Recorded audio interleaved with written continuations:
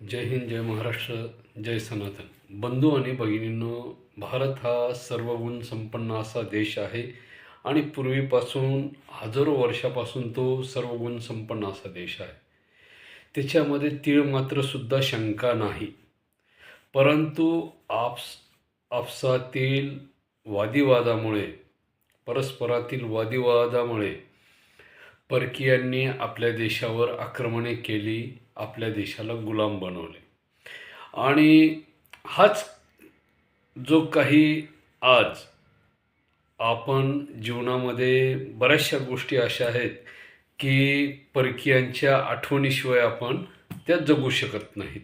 जसं की इंग्रजांनी आज 70-75 वर्ष झाले देश सोडून गेले आहेत, परंतु 150 वर्षाच्या त्यांच्या आठवणी आजही आपण सोडू शकत नाही किंवा त्याच्याशिवाय जगू शकत नाही. त्याच्यामध्ये सकाळी उठल्यापासून जे ते रात्री झोपेपर्यंत आपण आजही त्यांच्या गुलामगिरीचे सवयीचे आदी झालेलो आहोत. जसे उठलं की पेस्ट, ब्रश, त्यानंतर चहा, बिस्किट, त्याच्यानंतर बऱ्याचशा अशा गोष्टी जीवनामध्ये की ज्या इंग्रजांच्या सवयीनुसार आपण त्या अवलंबिल्या आहेत, त्याचा आपण वापर करतो आहोत. आणि ह्या रोजच्या जीवनामध्ये आपण एवढे त्या सवयीच्या आहारी गेलेलो आहोत की आज जागतिक लेवलला जरी म्हटलं तरी बऱ्याचशा गोष्टी आपण त्या इंग्रजांच्या गुलामगिरीची आठवण म्हणून जीवन जगत आहोत. त्याच्यामध्ये ह्या बारीक सारीक गोष्टी तर आहेच, परंतु इंग्रजांनी केलेले कायदे त्याचे सुद्धा आपण आजतगत पालन करत आलेलो आहोत. प्रत्येक गडोगटकीला आणि अशा प्रत्येक गोष्टीमध्ये इंग्रजांचा वास त्या ठिकाणी येतोय. तर आजचा मुद्दा महत्त्वाचा म्हणजे आपण एका विशेष गोष्टीकडे जाणार आहोत आणि थोडक्यात तुमच्या लक्षातच येईल. तर असे अनेक कायदे आहेत की ज्याच्यामध्ये आपल्याला त्या इंग्रजी सत्तेचा वास येतोय. तर इंग्रजाच्या काळामधला एक कायदा होता, कंत्राटी नियमन व निर्मूलन सिस्टम. तर ही कंत्राटी सिस्टम म्हणजे काय की एखादा नौकर किंवा कामगार ज्याला आपल्याला कामावर ठेवायचं आहे, तर त्याला आपण कंत्राटी पद्धतीनं म्हणजे 3 महिने, 15 दिवस, महिना, 6 महिने, 11 महिने किंवा 3 वर्ष अशा कालावधीमध्ये आपण त्याला कंत्राटी पद्धतीनं ठेवू शकतो, असा इंग्रजांचा एक नियम होता. परंतु ज्यावेळेस भारताला स्वातंत्र्य मिळाले त्यावेळेस तो कायदा जवळपास बऱ्याच काळासाठी बंद करण्यात आला. म्हणजे 1947 ते 1970पर्यंत ह्या कायद्याचा विचारच करण्यात आला नाही. परंतु 1970मध्ये तत्कालीन पंतप्रधान इंदिरा गांधी यांनी या कायद्यावर सुरुवात केली आणि बऱ्याचशा ठिकाणी कंत्राटी कर्मचारी त्यांनी वापरायला सुरुवात केली. थोड्या प्रमाणामध्ये, जास्त नाही पण थोड्या प्रमाणात. नंतरच्या काळामध्ये अटल बिहारी वाजपेयी यांचं सरकार आलं 2011-13मध्ये आणि त्या काळामध्ये त्यांनी ही सुविधा कंत्राटी पद्धतीची सुरू केली. आता कंत्राटी पद्धती सुरू केली, मग त्याच्यामध्ये त्यांनी कामगाराची भरती केली. पूर्वीच्या काळामध्ये काय व्हायचं, कामगार कंपन्यामध्ये राहायचे, सूतगिरणीमध्ये, कारखान्यामध्ये त्यांना त्या पद्धतीनं ते काम दिलं जायचं. नंतर ही कामगाराची भरती कर्मचाऱ्याच्या स्वरूपामध्ये कधी सुरू झाली, ज्यावेळेस महाराष्ट्रामध्ये काँग्रेस आणि राष्ट्रवादी काँग्रेस ह्या दोन्हीचं सरकार आलं. म्हणजेच तत्कालीन मुख्यमंत्री विलासराव देशमुख यांच्या काळामध्ये जवळपास ह्या गोष्टीला जास्त वाव देण्यात आला. परंतु त्याही नंतर म्हणजे त्यांच्या काळात थोड्याफार प्रमाणामध्ये ती भरती महाराष्ट्रामध्ये लागू झाली आणि हळूहळू तिचं स्वरूप पूर्ण देशामध्ये जाणवू लागलं. आणि 2003ला मनमोहन सिंग यांच्या सरकारमध्ये ह्या कंत्राटी कर्मचारी भरती झाली. मग कर्मचारी, कामगार नाही तर कर्मचारी भरती सुरू झाली आणि त्याच्यामध्ये अनेक कर्मचारी भरती झाल्या, जसे की NRI असतील दवाखान्यामध्ये, त्यानंतर समग्र शिक्षा अभियान असेल त्याच्यामध्ये अनेक कर्मचाऱ्याची भरती झाली. त्याच्यानंतर कस्तुरबा गांधी याच्यामध्ये बऱ्याचशा कर्मचाऱ्याच्या भरत्या करण्यात आल्या आणि ह्यांना 6 महिने 11 महिने अशा पद्धतीने कॉन्ट्रॅक्ट बेसवर तात्पुरत्या स्वरूपामध्ये त्यांची भरती करण्यात आली. त्याच्यामध्ये काही अर्धवेळ शिक्षक, काही पूर्णवेळ शिक्षक, काही पूर्णवेळ कर्मचारी, काही अर्धवेळ कर्मचारी, असे वेगवेगळ्या स्वरूपामध्ये पदानुसार त्यांची भरती करण्यात आली. मग त्याच्यामध्ये काही समग्र शिक्षण पद्धतीमध्ये असतील किंवा मग कस्तुरबा गांधीमध्ये असतील, पंचायत समितीमध्ये असतील, जिल्हा परिषदमध्ये असतील, सरकारी दवाखाने जे आहेत ज्याला आपण NRI किंवा LIC हे जे काही पदं आहेत या ठिकाणी ती पदं भरण्यात आली. परंतु शासनाने किमान आज काही रिटायरही झालेत, त्यांचं वयही संपलं आहे, कामगार असतील जे काय असतील, मग त्यांना पगार किती होता? काहींना 1,500, काहींना 3,000, काहींना 6,000, काहींना 8,000, काहींना 10,000. 10,000च्या आतमध्येच यांच्या पगारी होत्या. कधी 2003 ते 2010पर्यंत. मग 10च्या नंतर यांनी भांडून ते काय ते फी वगैरे भरून समजा अधिकाऱ्याला पैसे, आता अधिकारी काय झालेलं आहे, भ्रष्टाचार हा सर्वात मोठा भारतामध्ये कीड लागलेली, वाळवीसारखी कीड आहे ती भ्रष्टाचार. म्हणजे एखाद्याला काम द्यायचं आहे किंवा त्याच्याकडून काम करून घ्यायचं, त्याला पैसे दिल्याशिवाय तो काम करत नाही. एखादा अधिकारी, जिल्हा परिषद, पंचायत समिती, सरकारी दवाखान्यामधला, त्याच्याकडून एखादा कागद जरी घ्यायचा तर त्याला 500ची नोट द्यावं लागते, त्यावेळेस ते काम होतं. नाही तर तो कमीत कमी 6 महिने या जा त्याच्यामध्ये समोरच्या माणसाची स्लीपर तर घासूनच जाते, तिचा विषय नाही. पण बूट जरी असलं ना, त्या बुटाचे तळवे खालून निघत आहेत. काय होतं आहे, त्या बुटाचे तळवे निघत आहेत. ते स्लीपर म्हणजे लय साधा माणूस झाला, पण एखाद्याने जरी बाटाचा बूट घेतलेला असला ना, त्या बाटाचे तळवेसुद्धा खालून निघून जातात. तरी तो कर्मचारी, तो अधिकारी पदावर असलेला तो काम करत नाही. आणि ह्या सर्व गोष्टी मी आज का सांगतोय की तुमच्या लक्षात येईल पुढे, कारण ह्या घटनेचा एक भाग मी आहे. मी सुद्धा कंत्राटी कर्मचारी म्हणून कस्तुरबा गांधीला 15 वर्षे सर्व्हिस केली. मी दुसऱ्याचा अनुभव सांगत नाही, माझा सांगतोय. आणि शासनाला कळावं की आपण कुठं चूक केली आणि आपण कुठं चूक करतोय, हे शासनाच्या लक्षात यावं म्हणून मी मुद्दाम हा व्हिडिओ तयार केला आहे. का सध्या मुंबईच्या आझाद मैदानला सर्व शिक्षा अभियान म्हणजे समग्र शिक्षण अभियान यांच्या वतीने आंदोलन त्या ठिकाणी केलं जात आहे. बिचारे उन्हातानामध्ये, एवढ्या कडकड उन्हामध्ये लेकरा बाळांना घेऊन, ताणलेले लेकरं असतील त्या स्त्रियाबरोबर, काही पुरुष आहेत ज्यांचं आज रिटायर व्हायचं वेळ आलेली आहे, ज्यांना घरी जायची वेळ आलेली आहे, ज्यांची मुलं लग्नाची राहिलेली आहेत, त्यांना 5-5, 10-10 हजार रुपयावर काम करावं लागतं. शासनाला कळायला पाहिजे, त्याच्या डोक्यात भुसा भरला, त्याची कोण आसन भरती करणारा. कसं शक्य आहे मला सांगा?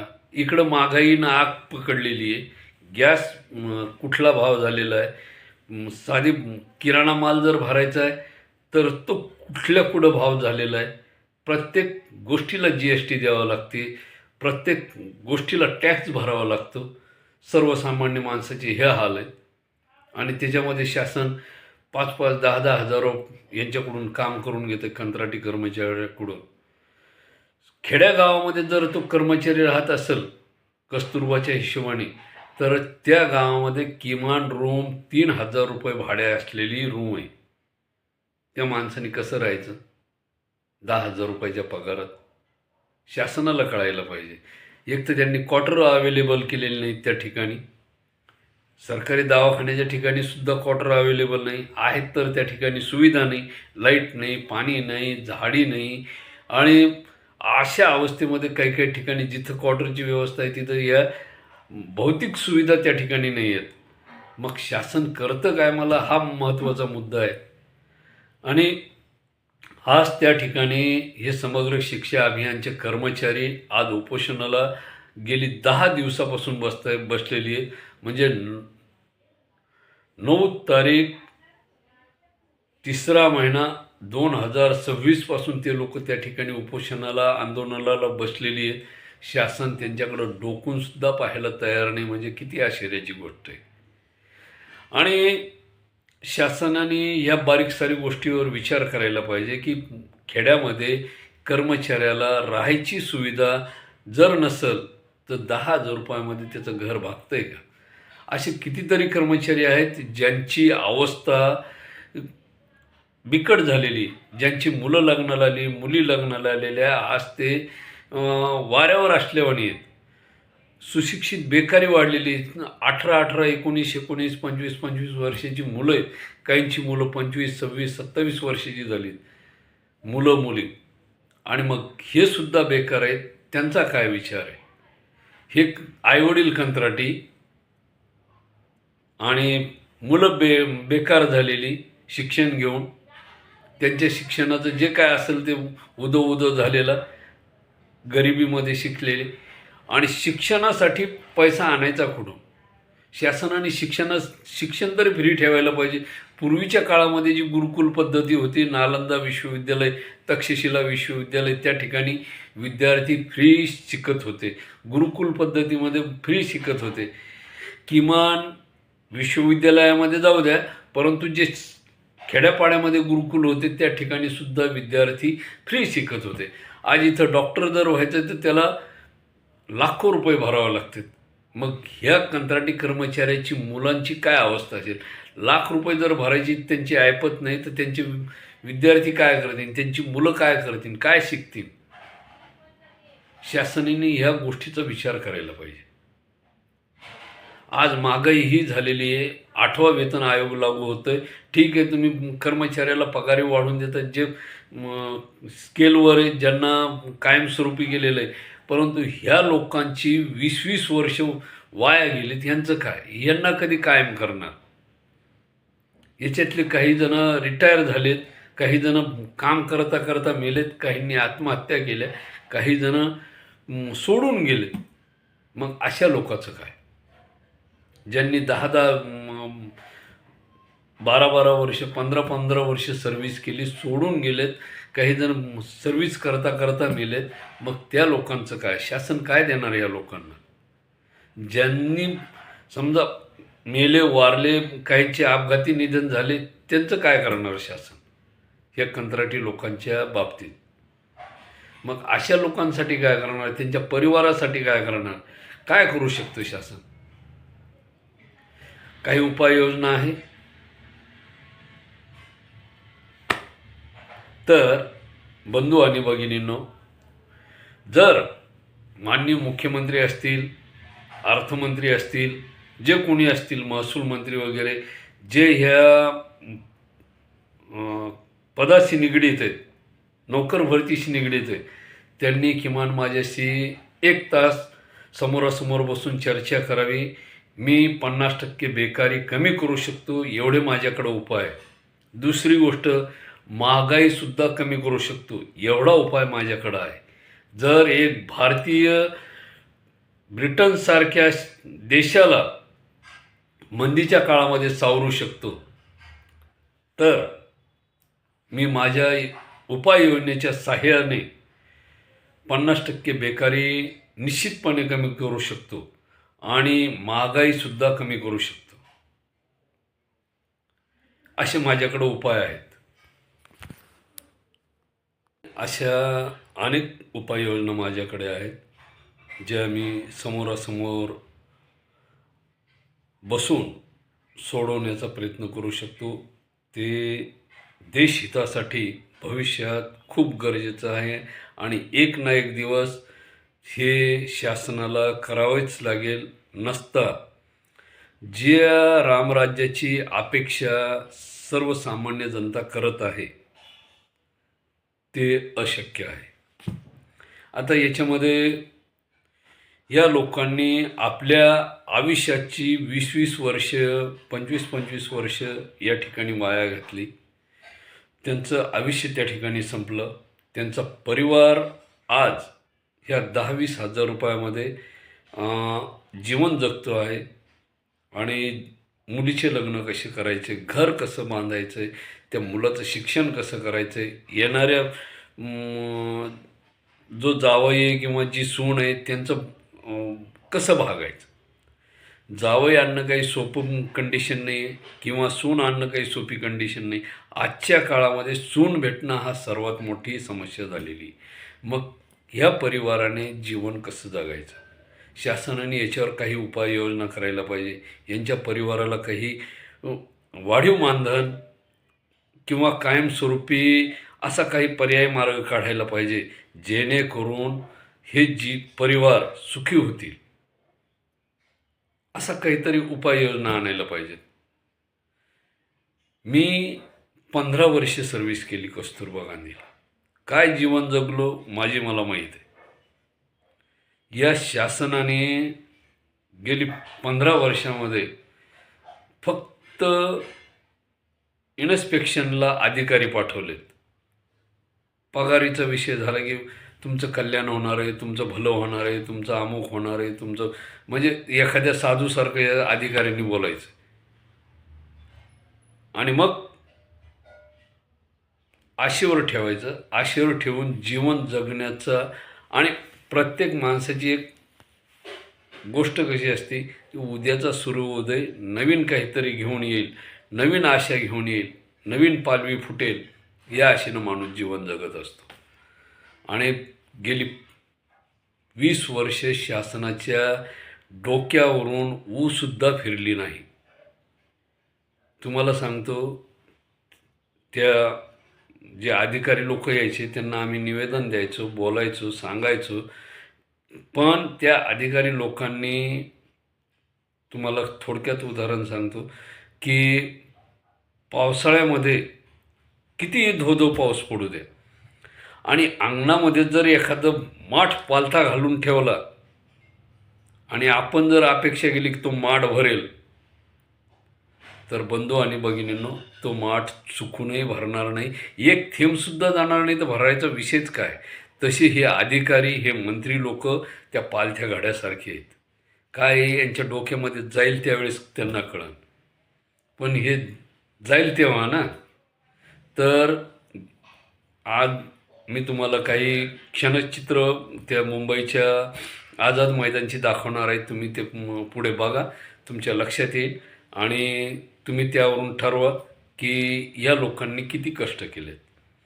तर ती चित्रफीत तुम्हाला या ठिकाणी बघायला हरकत नाही. तुम्ही बघा. आणि शासनाने, माझा एक वैयक्तिक मत आहे की शासनाने सर्वांचा विचार करून यांना कायमस्वरूपी करण्याचा विचार करावा आणि भविष्यामध्ये जी बेकारी ती थांबवता कशी येईल, त्यासाठी ती महागाई कशी थांबवता येईल, कमी करता येईल, बेकारी कशी कमी करता येईल, याच्यासाठी माझ्याकडे असं म्हणजे उपाययोजना आहेत. पण मी अशा फोनवर किंवा असं सांगू शकत नाही. तर तुम्हाला माझ्याशी प्रत्यक्ष बोलावं लागेल, वेळ द्यावा लागेल. मी सर्वसामान्य जनतेच्या हितासाठी एवढं करायला तयार आहे. आणि माणसाचं एक वैशिष्ट्य असतं, माणसाने 50शी गाठली की समाजकार्य हे आवर्जून करायला पाहिजे.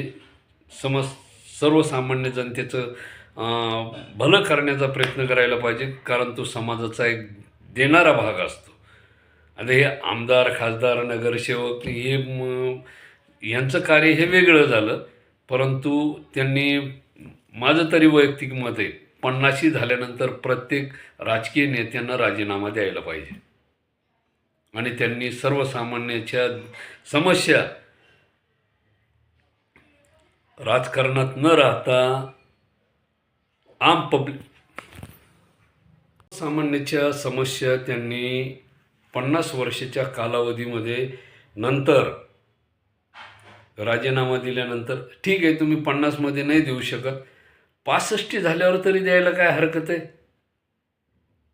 61, 62, 65, 65 झाल्यानंतर प्रत्येक राजकीय नेत्यांनी राजीनामा देऊन जनसेवा करायला पाहिजे. देशकार्य नाही म्हणत मी, सर्वसामान्याची सेवा करायला पाहिजे.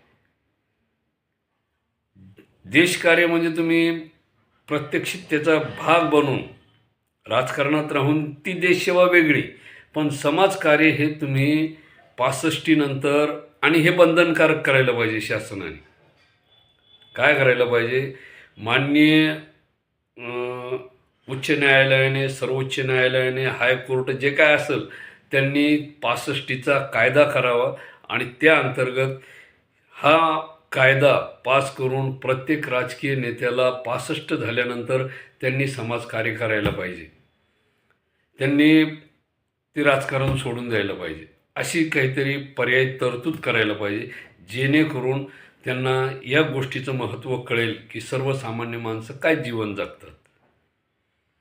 आणि मी लगेच तुम्हाला तो व्हिडिओ दाखवतो, बघा त्या व्हिडिओमध्ये या लोकांची काय अवस्था आहे. आज त्यांचे 50-50, 55-55 वय होत आले आणि ते आज शेवटच्या क्षणापर्यंत त्या ठिकाणी संघर्ष करत आहेत. लक्षात येईल तुमच्या.